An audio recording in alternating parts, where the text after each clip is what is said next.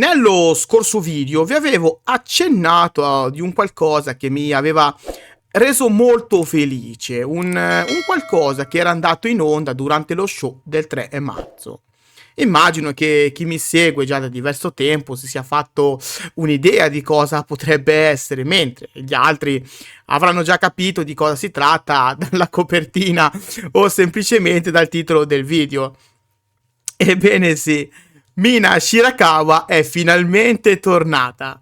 La co-leader di EXV ha fatto capolino durante lo show di lunedì scorso, puntando gli occhi sul suo prossimo obiettivo, sulla sua prossima preda.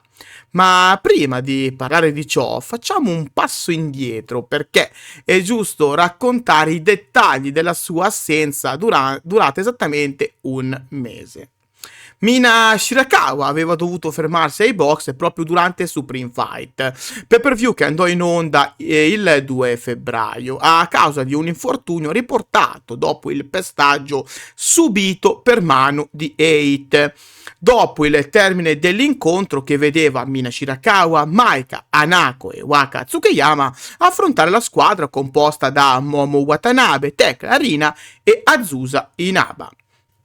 Il match fu vinto da Hate con Tekla che a sorpresa andò a prendersi il pin contro Maika grazie alla sua formidabile finisher. Dopo il match Hate pensò bene di rincarare la dose, come loro solito, iniziando un assalto vero e proprio ai danni delle sconfitte EXV, che loro malgrado non poterono far nulla per contrastare la cattiveria di Hate, che approfittarono del momento per mettere KO Mina.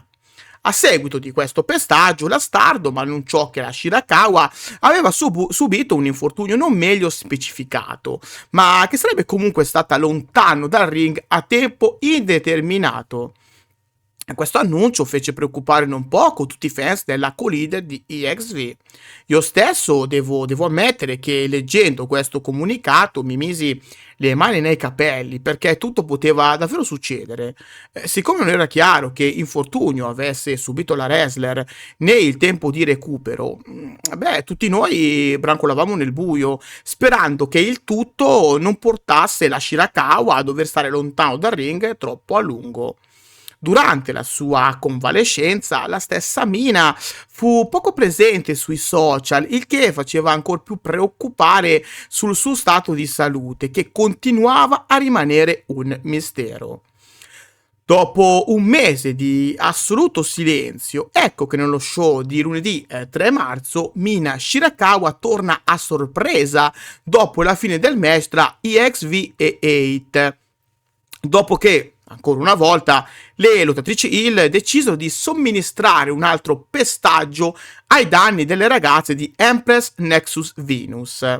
Quando tutto sembrava pendere in favore di Hate, ecco che Mina fa capolino nel ring e inizia ad attaccare tutti i membri della stable heel, mettendole in fuga, per poi concentrarsi maggiormente su Tekla, che Mina ritiene responsabile dell'infortunio.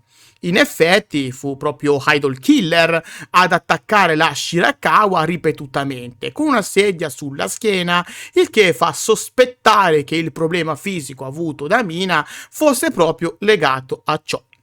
Tutto ciò fa capire di come sia nata quindi una nuova rivalità tra Mina Shirakawa e Tekla, due personaggi che non si sono mai visti troppo di buon occhio, diciamo.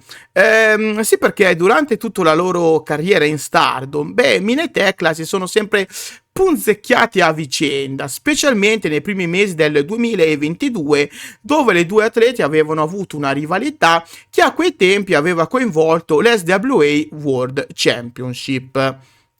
Detto ciò, un altro capitolo della loro eterna rivalità andrà in onda durante le prossime settimane, il che potrebbe portare a un single match in quel di All Star Grand Kingdom il prossimo 27 aprile. Chissà. Staremo a vedere.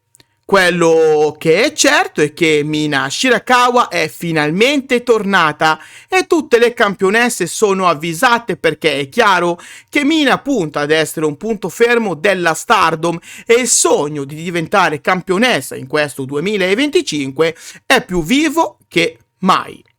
Ahimè, siamo arrivati anche oggi al tempo dei saluti, ma prima fatemi sapere cosa ne pensate voi del ritorno di Mina Shirakawa e se siete felici o meno della sua prossima rivalità o se preferivate vederla in diversi contesti.